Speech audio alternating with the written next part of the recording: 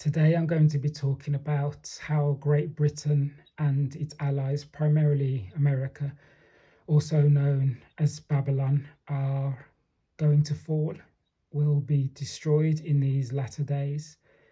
I'm going to be using the Hebrew Bible, also known as the Old Testament, King James Version, and always say that the Bible is spiritual before it's physical, so come to it from a spiritual perspective, although there are literal prophecies that have taken place and will take place again. It's primarily a spiritual book, and we're going to start in chapter 51 of Jeremiah. Okay, and we're going to start at verse 1. I'm not going to be covering all of the verses. I'm going to be skipping through, but we'll start at verse 1 and go from there.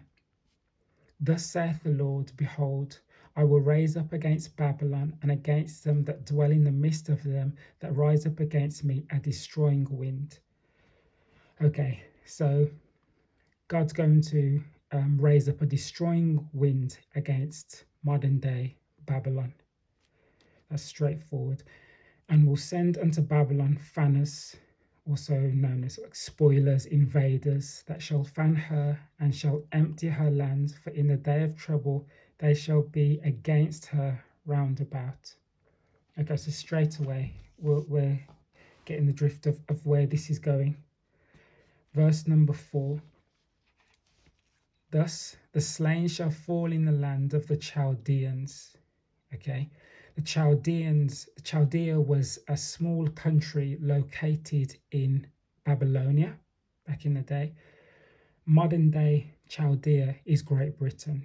It's a small country located in modern day Babylon. Okay, we're going to be using a few more verses to show why that's Great Britain, but just bear that in mind for now. And they that are thrust through in the streets. Okay, so the Chaldeans will be thrust through in the streets. If we jump to verse 6, flee out of the midst of Babylon and deliver every man his soul. God's talking to his people here. Flee out of the midst of Babylon. The destruction that's coming upon Babylon. My people, I want you to flee out of Babylon. Deliver your soul, be not cut off in her iniquity, so in her wickedness, for this is the time of the Lord's vengeance. We currently live in the day of the Lord's vengeance, and he's going to bring judgment to the world. He will render unto her a recompense. Number 7. Babylon hath been a golden cup in the Lord's hand. So Babylon was lifted up by the Lord. Look how long Great Britain and America have ruled for. They've been a golden cup. They've had their way. Okay. But they made all the earth drunken. So they made all the earth drunken. Okay, so they led many people astray. Many people are rebellious. Many people that live in Great Britain, live in America, their moral compass is way off in comparison to God's holy word. Okay, so those that God has lifted up has led the nations to be drunken. The nations have drunken of her wine, therefore the nations are mad. So this word here, mad, could be boastful or foolish. In biblical Hebrew, one word can have many different meanings. Okay, so therefore the nations are mad. Okay, if we go to verse 8. Babylon is suddenly fallen and destroyed. Howl for her, take balm for her pain. If so, be she may be healed. We would have healed Babylon, but she is not healed.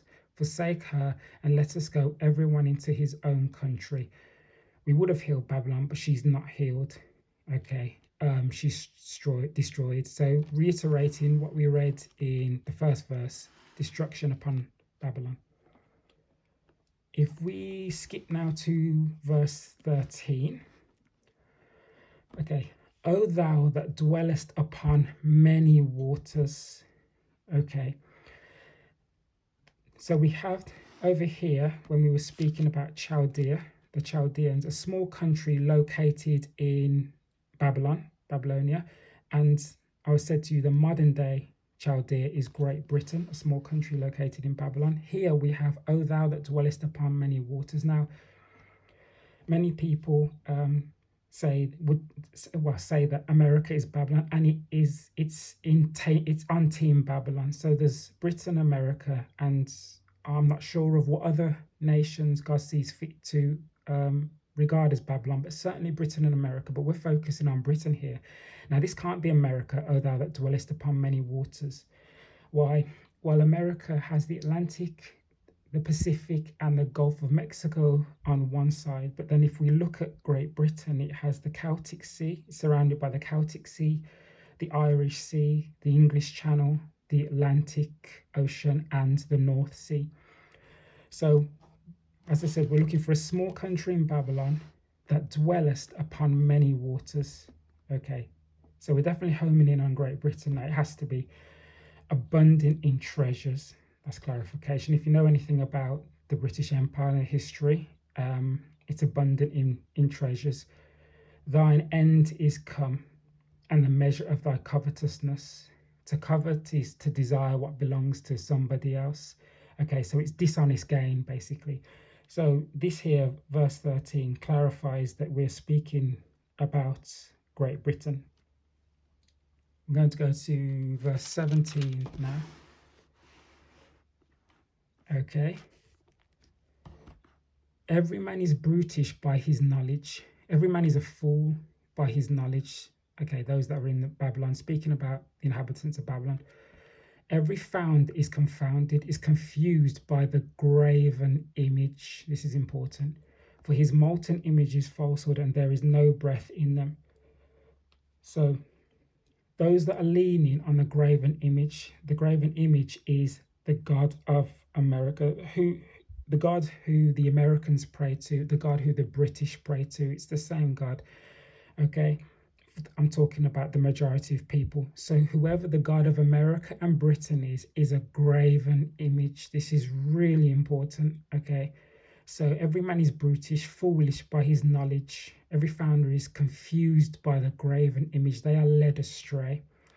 Now, Exodus 20 verse 4 says not to make a graven image and not to make anything in the likeness of heaven. If you go into a modern day church, you'll see graven images. You might see artwork. It's all a representation of heaven. For his molten image is falsehood, and there is no breath in them. So you'll be led astray, basically. If you follow the God of America, the God of Great Britain, you're being led astray. It's idol worship. It's certainly not the God who Abraham, Isaac, and Jacob prayed to. Okay. Verse 24.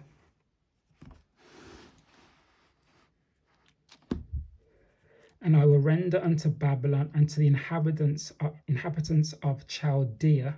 Okay, we're back to Great Britain. Back to speaking about Chaldea.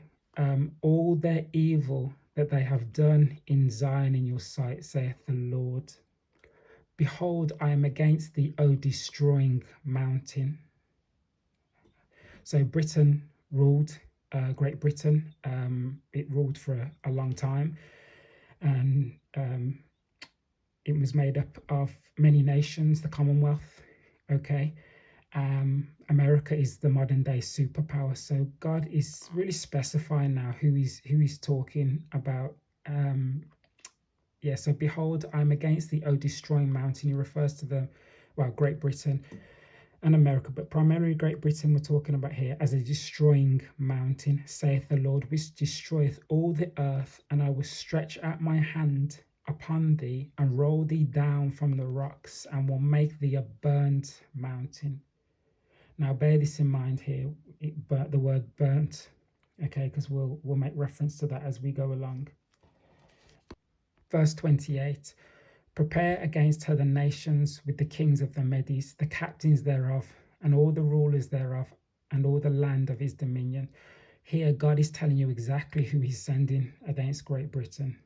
He's telling you who he's sending, the kings of the Medes, okay, with the nations. Now, if you look up the Median Empire, you can research that for yourselves and see where that was located. These kings of the Medes, they come with nations. So there's more than one nation here that will be invading. Okay, so God is giving you direct, he's showing you here that there's more than one nation that will be invading Great Britain, the captains thereof and all the rulers thereof and all the land of his dominion. Okay, let's go to verse 30. The mighty men of Babylon have forborne to fight, have refrained from fighting.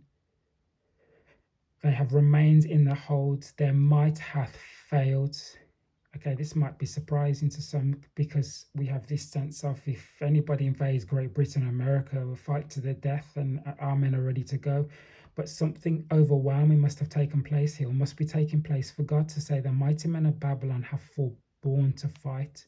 Okay, they have remained in the holds, their might hath failed. This is too devastating, it's too overwhelming. Something has taken place that has blown the minds of the men of Babylon.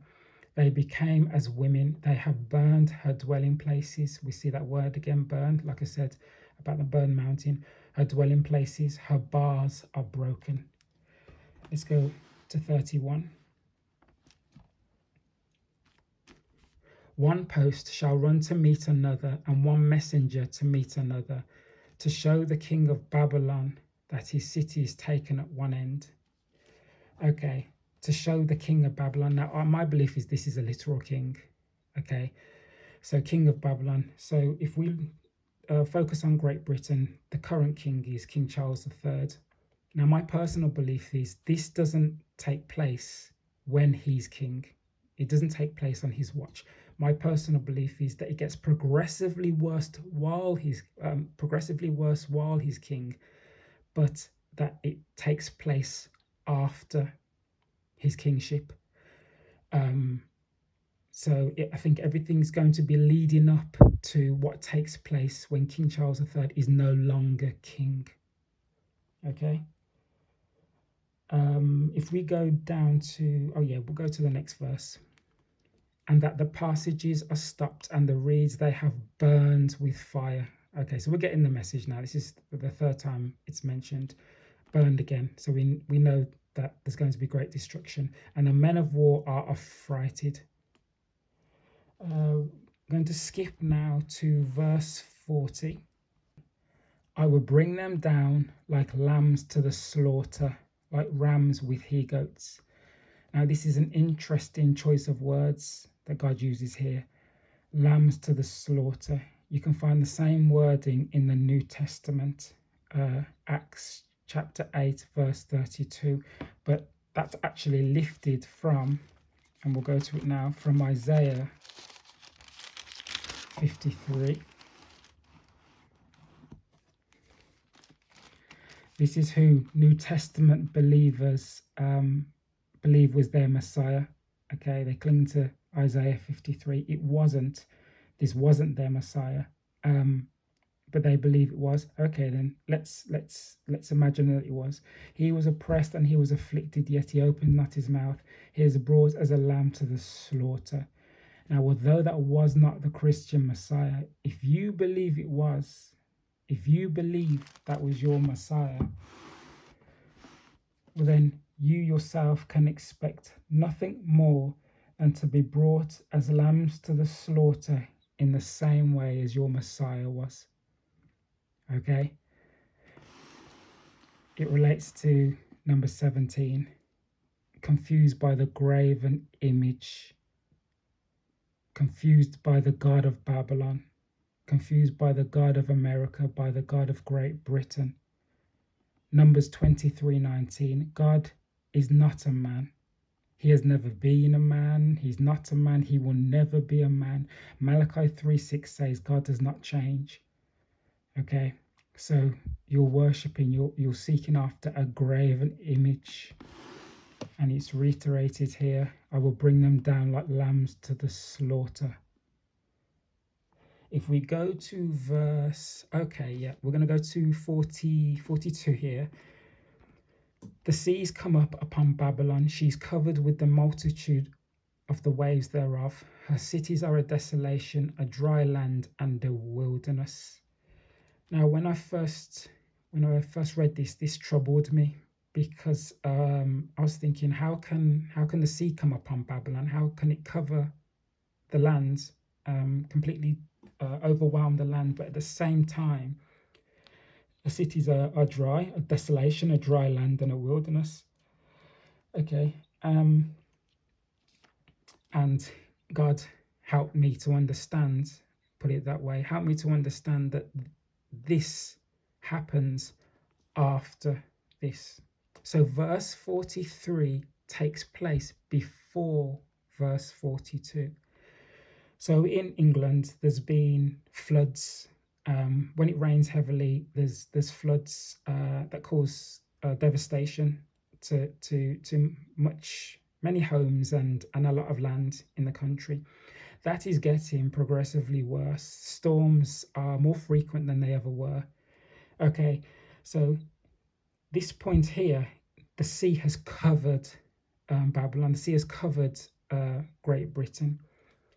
Here is the destruction, devastation. So if you want a timeline of when this is going to happen, okay, I don't usually deal in timelines per se, but if you wanted a general understanding,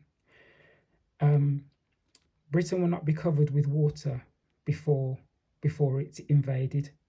So the water levels are rising. However, this happens first. This is going to continue bit by bit, drip by drip, but this happens first. Okay, so Rule Britannia, that once ruled the waves, will be submerged in them ultimately. Okay, let's go down to 44. And I will punish Baal in Babylon. Again, I want you to look at this stuff for yourself. Don't, like I say, don't take my word. Go and do the research for yourselves. And I will punish Baal, your God. Baal means the same as Baal, and who those who read the Bible know who Baal is. And I will punish Baal, and Baal mean Lord. Okay, it's really important. And I will punish your God, your Lord, in Babylon, and I will bring forth out of his mouth that which he hath swallowed up, and the nations shall not flow together any more unto him, yet the wall of Babylon shall fall. Okay, so again, it's really important because it's linking to verse 40, which we've just spoken about, and 17. And I've actually just thought, I'm thinking out loud here, and I will bring forth out of his mouth that which is swallowed up. That's just made me think of Babylon hath been a golden cup in the Lord's hand that have made all the earth drunken. There seems to be a link there between this cup and what people have drunk and the nations have drunken. And brought forth that which he has swallowed up. Okay, then that's interesting. I might go and study that further, but it doesn't contradict what we're saying here. It just emphasizes what we're saying here. And I will punish Baal, known as Lord. That's the meaning of it. Again, go and do your research. In Babylon, and I will bring forth out of his mouth that which he has swallowed up. Okay, so his followers. Okay, and the nations shall not flow together any more unto him. Now, if you read, if you're familiar with Isaiah, if you're familiar with Ezekiel, with all of the prophets of the Hebrew Bible, you'll see that they all correlate and are leading to a day in the future where the knowledge of the Lord will cover the earth. Okay, so people will no longer be following different religions. The Hebrew Bible makes that like perfectly clear. That's reiterated here. The nations shall not flow together any more unto him. Any more unto him. So you're going to know that those who are still here with us, those who follow the God of Israel, those who give their hearts to him, those who stick to the 10 Commandments. Okay, so I always advise people to repent, give your heart to the God of Israel, and abide by his 10 Commandments. Okay, yeah, not flow together unto him. Yeah, the wall of Babylon shall fall. We're going to go to verse 45, go down one. My people, go ye out of the midst of her. So we've seen this a couple of times already. Flee in verse 6, so flee. My people, go ye out of the midst of her, out of Babylon, and deliver ye every man his soul from the fierce anger of the Lord. This is, I can't stress the importance of knowing how angry the Lord is right now. For those who think, go to places of worship where they say, God is happy with this, God is happy with that. Like, honestly and truthfully, I can't convey to you how angry he is right now. He's not happy. How was he meant to be happy with the abuse, the oppression? How is he meant to be happy when people are drowning at sea, the wars that are taking place, the idolatry, the materialism, the turning away from the God of Israel? How is he meant to be happy with that? No, he's furious. Now, you only have to watch, you can put the Bible to the side and just watch the news to see where this world is going. Many of you who watch the news and stay in tune with the happenings of the world will know that something's not right, to say the least. These are different times, these are different days. Okay, God is angry, God is furious, and don't let any religious leader, pastor, preach, pope, whoever, don't let them water that down. You stick to the Hebrew Bible. Okay, stick to the Hebrew Bible and follow the God of Israel. Number 48.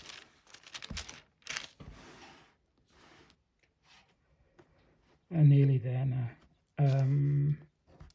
Then the heaven and the earth and all that is therein shall sing for Babylon, for the spoilers shall come unto her from the north, saith the Lord. The spoilers, the invaders, the destroyers shall come unto her from the north. Now, when we speak about Great Britain, it's not that the spoilers are coming from a country that is located above Great Britain. It's to say that they're coming from the north. That is their entry, from what I can gather here. That is their entry. Now, it could be from the north, as in from the sky, from God himself, which it is, obviously, it's God's judgment. So that applies to, okay? But the spoilers shall come unto her from the north. So that's important to remember. The spoilers, the kings of the Medes, the nations, yeah, they come from the north. Okay, so the entry point is from the north. Number 50, a couple of verses down. Ye that have escaped the sword, God's people, go away, stand not still, remember the Lord afar off, and let Jerusalem come into your mind. Now, God says throughout Scripture that he's going to gather his people into the land of Israel in the latter days. That's reiterated here. Remember the Lord afar off, and let Jerusalem come into your minds. Okay, if we went to Jeremiah 29, verse 14. And I will be found of you, saith the Lord, and I will turn away your captivity. So I'll bring you out of captivity, and I will gather you from all the nations and from all the places whither I have driven you, saith the Lord, and I will bring you again into the place whence I caused you to be carried away captive. I will bring you again into Israel. Okay, that's Jeremiah 29:14. So he's going to draw his people out of the nations, draw his people out of Babylon, draw his people out of modern day Egypt, as he did before. He's going to do again, okay, and he's going to bring his people back into the land of Israel, a remnant. Verse 57. And I will make drunk her princes and her wise men, her captains and her rulers and her mighty men, and they shall sleep a perpetual sleep and not wake, saith the King, whose name is the Lord of hosts. So those that you were leaning on, those that you look to, your leaders, your rulers, your government, they won't know what's going on. Only those who stay close to God will know what's going on. They will have no idea. If I use, for instance, COVID as an example, in England, the government went one way, then the other. They misled people. It's a mess, really. And they're the leaders. They're the leaders. They're who people were looking to. Okay, in a time of disaster, and there was great fear in England at that time. Okay, and the people that we're looking to were continually letting them down. What God says, I will make He's telling you here. He's telling you years ago, and I will make drunk her princes and her wise men. Show me the wise men, and I'll show you a man who God is going to make drunk. Okay, when I say drunk, I mean He's going to make their knowledge foolishness. Her captains and her rulers and her mighty men, and they shall sleep a perpetual sleep and not wake, saith the King, whose name is the Lord of hosts. 58. Thus saith the Lord of hosts, the broad walls of Babylon shall be utterly broken, and her high gates shall be burned with fire. Okay, so at this point, that's self-explanatory. And the people shall labour in vain, and the folk in the fire, and they shall be weary.